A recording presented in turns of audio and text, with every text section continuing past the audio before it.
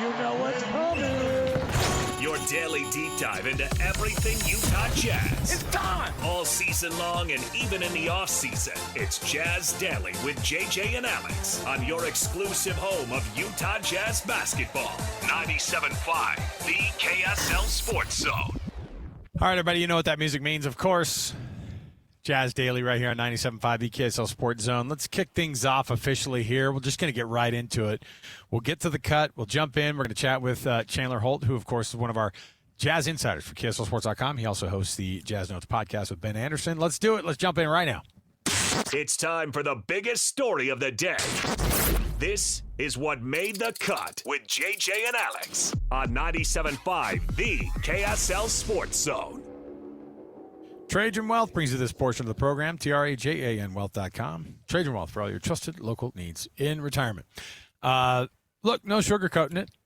Hasn't been fun to watch the Jazz this year very often. And if it is, it's because we've enjoyed the development of some of the young guys. Other markets aren't like, man, I really can't wait for some of our younger dudes who normally wouldn't be playing on this roster to get 30 or 40 minutes a game. It was 48 minutes the last time out for Bezenbang. Bezenbang gets himself, and by the way, I think we need to change the pick and roll to the Bezenbang. And nobody's taking me up on it. Now, partially that might be because we don't know what the future of Bezenbang looks like with this franchise. Keep selling it. Our program brought to you this hour by Trajan Wealth, TRAJAN Wealth.com. That's TrajanWealth.com for all your trusted local needs in retirement. Chandler Holt joining us on the program. Chandler walked through the office, and I went, it was a good day to get Chandler on. You know why? He was at availability today, and they rolled out a couple of the older guys, a couple of the veterans, and those are the ones you want to handle these final press conferences, Chandler, right? Yeah, absolutely. It was nice to talk to some of the guys as the season sort of winds down to an end, probably thankfully for a lot of Jazz fans. Yeah, so, I'm not going to sit here and ask you to break down Bezenbang's game. Let's talk about things that people are really, really wanting to talk about right now. And I think the first thing I'm looking at right now in these last few games, Chandler, is it possible that the Jazz could lock up a bottom four spot and guarantee that they don't convey that first-round pick, that lottery pick coming up here in June? Oh, yeah, there's absolutely a chance. And as the last couple weeks have shaken out, it looks almost likely. The Jazz are on a 10-game losing streak, which is the longest in the NBA right now. They're out-tanking everyone else in the tank race right now. But, yeah, right now they are tied with the Kings with 21 wins apiece for the fourth worst team in the NBA. And as the tiebreaker has it, the Jazz technically sit below them, although it will come down to basically a coin flip at the end of the year. The tiebreaker doesn't totally decide the sort of order in the lottery, so it will come down to that. If they were to finish with the fifth worst record, there is a 1 in 175 chance that they would fall to 9 and then, of course, lose their pick to the Oklahoma City Thunder with that top 8 protection. But the Kings play against the Warriors. The Warriors have been struggling as of late. I'm pretty sure they play the Warriors on a second night of a back-to-back, so maybe Steph Curry doesn't suit up in that game. But, yeah, if you're a Jazz fan and you're looking forward to the future, you're hoping for 2 more losses and a Sacramento win mixed in there.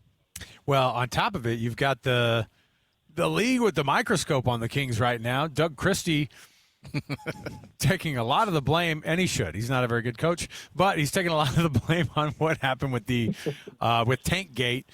I don't know. At this point, does the league actually care? We seem like we're complaining about a bunch of stuff here, but the reality is that as teams get to the very, very end, everyone in the league knows it doesn't matter where the bottom 10 end this season. Yeah, absolutely. Honestly, I think how the whole tanking discourse has gone this season is ridiculous.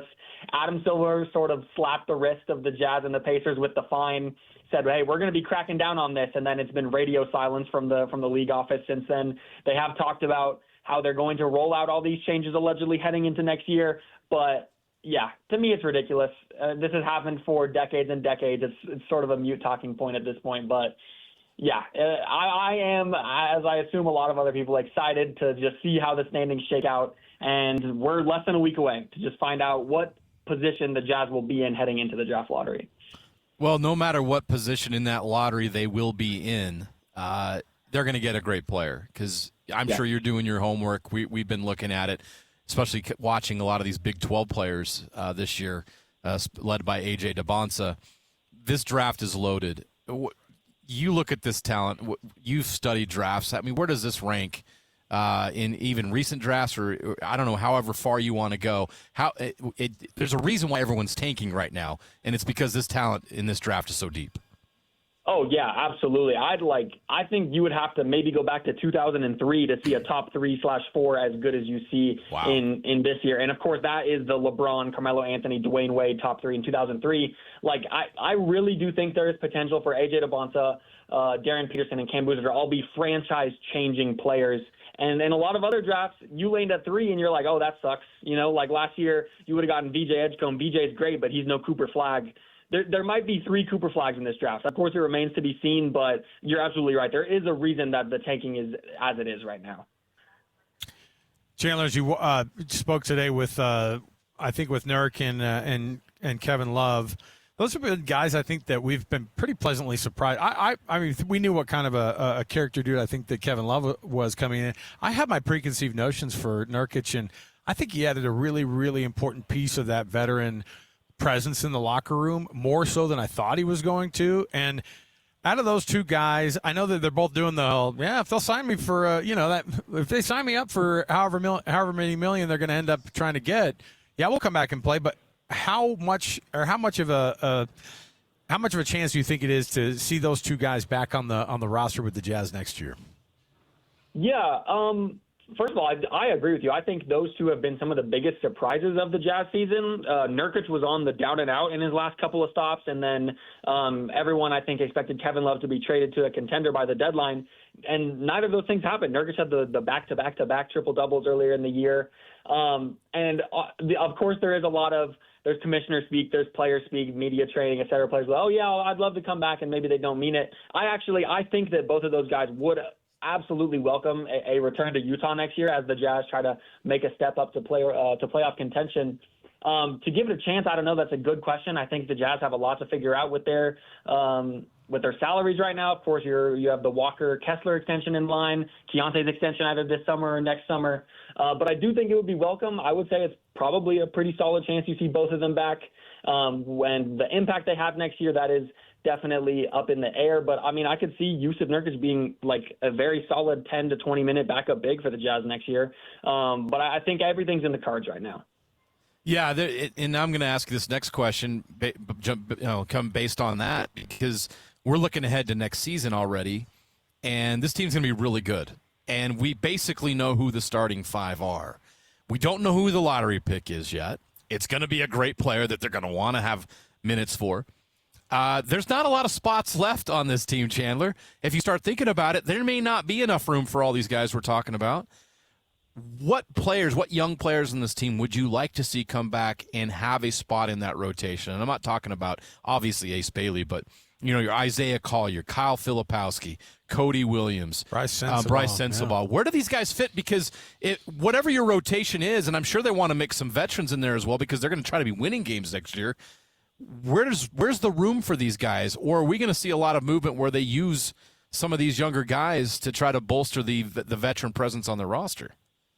Yeah, it's a great question. And honestly, I thought that I had sort of a preconceived notion about what the backup lineup would be for the Jazz next year. But a couple weeks ago, Danny Ainge hopped on the zone, and he said that you can only really have 2 young players on your team at a time. And that sort of made me raise my eyebrow. Well, okay, if you're the Jazz, then those 2 young players are probably Ace Bailey and your upcoming lottery pick. What does that mean for Cody Williams, Bryce Sensabaugh, Kyle Filipowski, all these guys who are young and still developing? I really don't know. To me, that does sort of paint the picture that guys like John Conchar and Steve Mikhailuk are going to be getting playing time next year, because maybe you would think, maybe we'll play Bryce Sensabaugh over Svi just because he has that upside. But like you said, you want to mix some veterans in there, especially if you're looking to make the playoffs, especially when you're in the playoffs. So it's a really good question. I will say all year I have loved what we have seen from Cody Williams after what he's done in his rookie, or after what he did in his rookie year. He made an awesome jump, put on about 15 pounds in the offseason, and he actually looked like an NBA player for most of his minutes this year.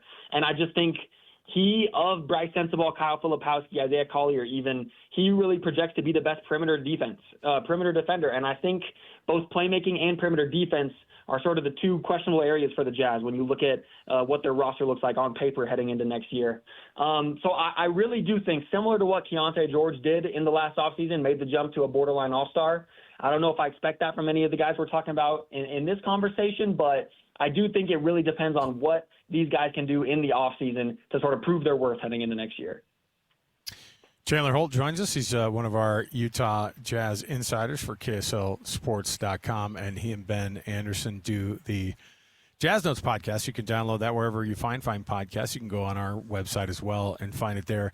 Over the year, I mean, look, it's been a grind for these players. It's been a grind for us to have to talk about the team on a daily basis to try to figure out kind of what the more, these storylines are. But what has been the biggest surprise for you on a team that is not trying to win particularly many games?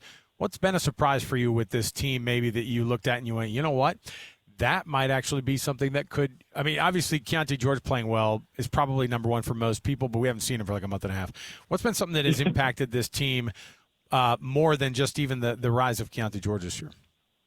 Well, you're absolutely right. Keontae George is the obvious answer there. What I would say is I think Will Hardy has sort of been the silver lining of this tank. And it's funny because he brings the good and the bad. He brings the good of showing you that I really do think he's going to be a good coach next year when the Jazz are actually trying to win games, and the bad, but it's good if you're the Jazz front office, is that he manages to do whatever he needs to do to rack up these losses. Because I think it is sort of common knowledge that the Jazz are a better team than what their record is right now. If they rolled out everything they had, they put pedal to the metal, I think they could be around a 35 to 45 win team.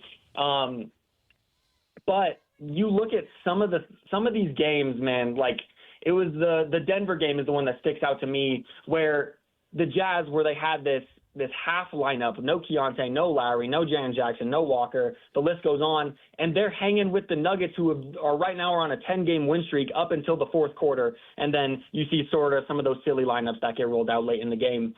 I am really excited to see what Will Hardy can do next year with a competent team and also with sort of the green light. I think it will be the first time Will Hardy has the green light in his coaching career. And I really do think he can prove himself as like a top 10 coach in the NBA, which is just not really a platform he's had at this point. I think after the Jaren Jackson Jr. trade, we're now looking at the playoffs differently, because I think as Jazz fans, you're going to watch this thing play out and say, okay, with the team we're going to have next year, how would we match up with the Nuggets? How would we match up with the Spurs or the Thunder? As you get ready to watch these playoffs, I just think the Western Conference especially is just going to be phenomenal. I think the Celtics are the best team in the East, but these playoff series in the West are just going to be battles. How do you see it all shaken out? And do you do the same thing? Are you watching these games? Are you going to be watching these games in the playoffs and thinking, wow, what do the Jazz need to do to compete with this team or that team? Oh, yeah, absolutely. I am a basketball junkie. My love for the game extends past just my job and the Jazz. So, yeah, I've been watching all the teams in the NBA. I'm very excited for the playoffs. I'm excited to see Victor Wembanyama in his first playoff series. And, like, it's really just looking like for teams in the West, can you beat the Thunder or can you beat the Spurs, right? And then it's sort of looking like at this point it's going to be those two in the Western Conference Finals if, the standings stay as they are right now. Something I will say for Jazz fans who are looking at the playoffs from sort of their own fan bias angle is I would say look at the Lakers, right? The Lakers, they sort of got hot at the right time late in the year, but then all of a sudden, snap of a fingers, two of your top three players go down, and now everyone in the sort of 5 to 8 range is scrambling to try to face the Lakers in the first round because you get those two injuries, and now, hey, that might be just an easy bypass in the first round. So I will say it's unexpected. Injuries can happen. And, of course, I wouldn't get too far ahead of sort of matching yourself up right now for Jazz fans as to sort of comparing yourself to other Western Conference teams because the league landscape changes fast. And whether it be players switching teams or just getting injured, I will say and it's way too early to tell because we haven't really seen an extended look of the Jazz's core together, of course, with Jaren Jackson. But I do think there's a chance they can sneak into the top 6 into the Western Conference next year and avoid the play-in entirely. And I think that would be one of the best-case scenarios. You talked about Will Hardy and the stuff that he's gone through as a coach. Losing as much as this team has over the first 4 years, how do you transition that coaching version of suddenly you have this insane, starting 5 potentially? That seems like a bit of whiplash. It's a good kind of whiplash, but I'm wondering what kind of things that Will Hardy could immediately bring to a team that might be a contender right off the bat.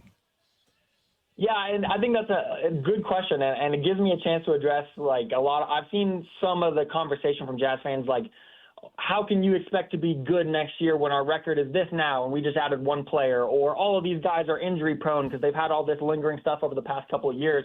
I do think it's going to be a fast switch, and of course I think there will be some getting used to it in probably the first half of next year. But I do think that this team will catch their stride. And, of course, they have some things to figure out. I think they will have some shortcomings just based on the personnel, but that's for the front office to figure out. And that's for the players to sort of come together and sort of close those gaps one another.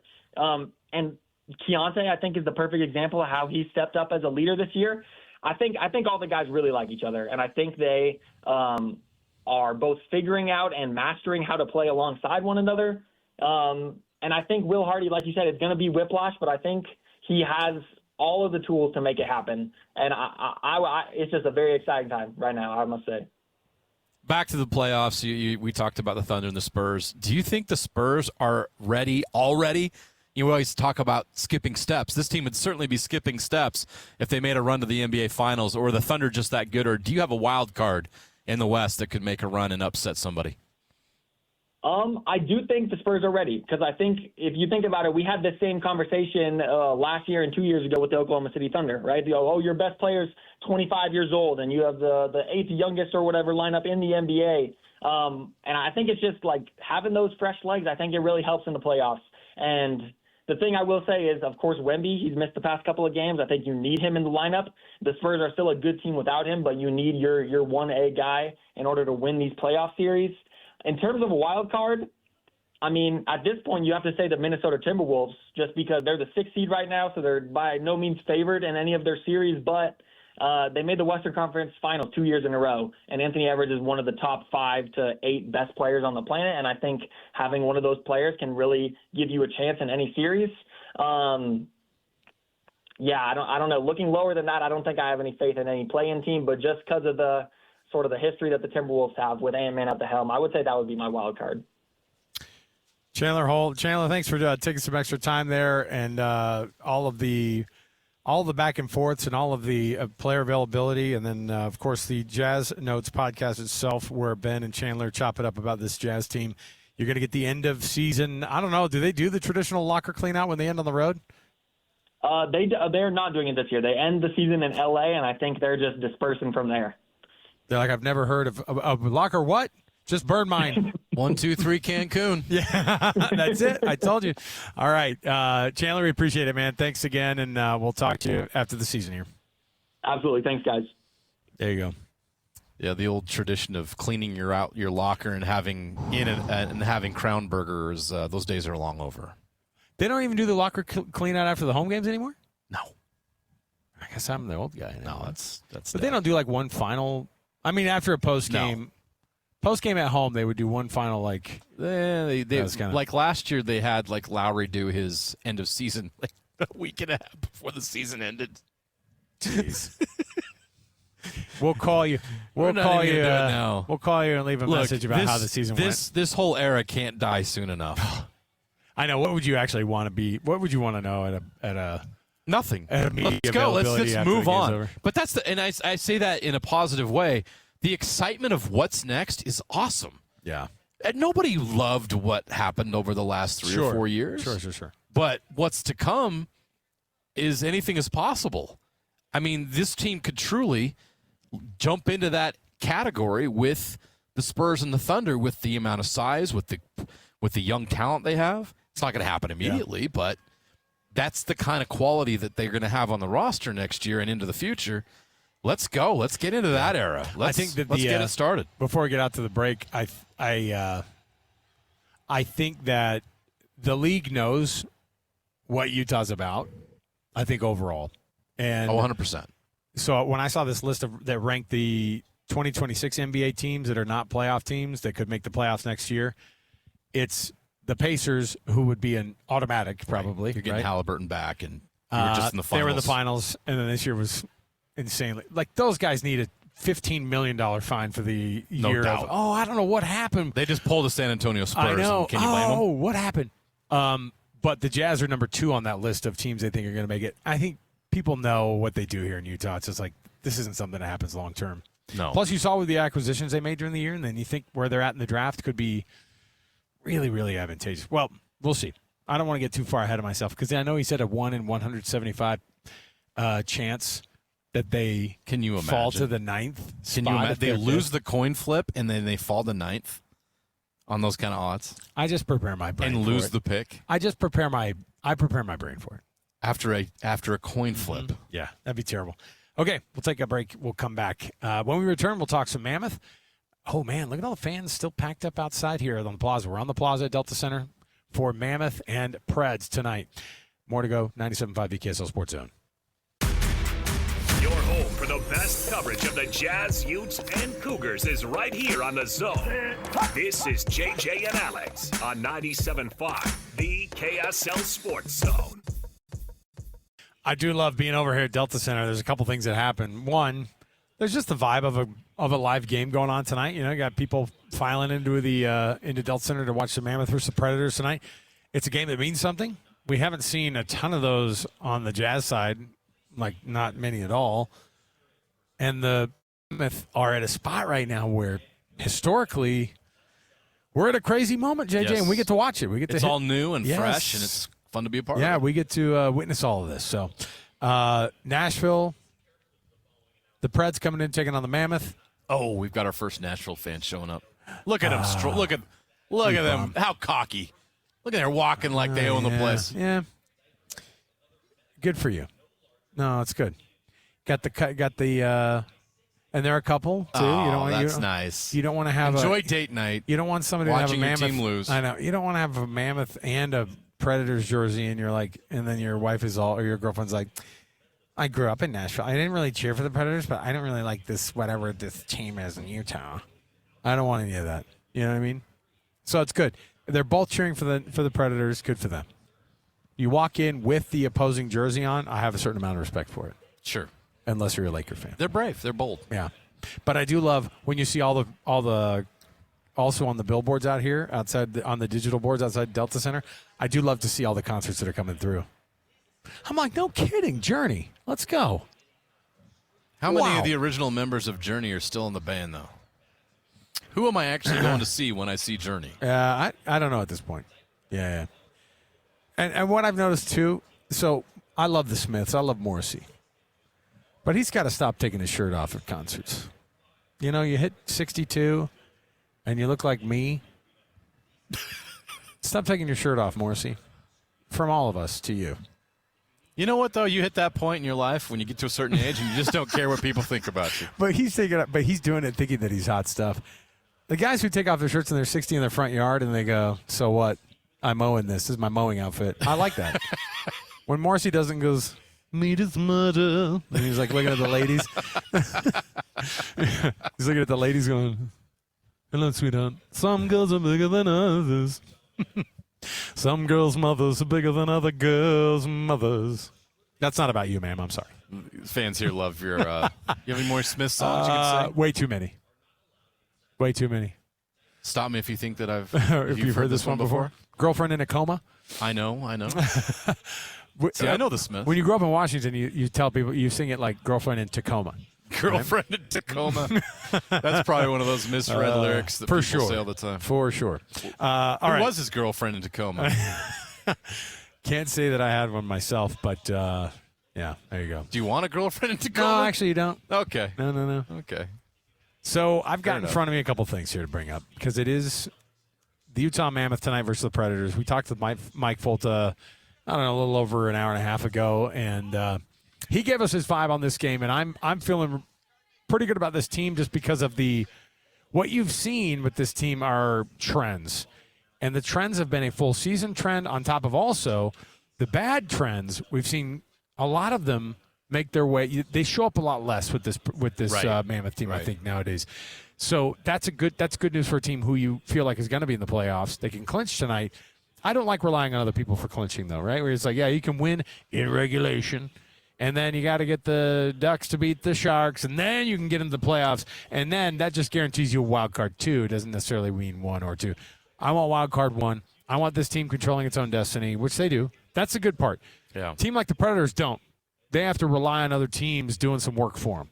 And that's a good spot to be in. So I think knowing that the team knows that and you don't want to relinquish it, because if you lose 3 games in a row and the other teams are winning around you, then suddenly you don't control your destiny. And that's not a spot you want to be into. And I don't want to have that awkward conversation of things were going so well. Yeah, imagine if the Mammoth don't get it done tonight. The air's kind of out of the tires a little bit. You're like, oh, it's a bummer. Yeah. But then you got to carry that negative momentum into the next game, and the pressure starts to crank up a little bit, right? Especially if the Sharks win tonight and things tighten up in the West and the Kings win tonight. What if things starting to tighten up a little bit more? And then you got Carolina on Saturday. That's one of the best teams in the league. That's not going to be an easy game to win. You go up to Calgary. It's weird things can happen north of the border. And all of a sudden you come into the final 2 games against 2 division rivals, Winnipeg and St. Louis, and you still haven't clinched? Then you get really nervous. And you're like, you don't want to be in that position. To your point, you don't want to be in that position. So do you remember? It's very important that the Mammoth take advantage of the opportunity tonight against a fellow wild card contending team. Oh, man. See, we were having a conversation about people who decide to put their own name on a professional team's jersey.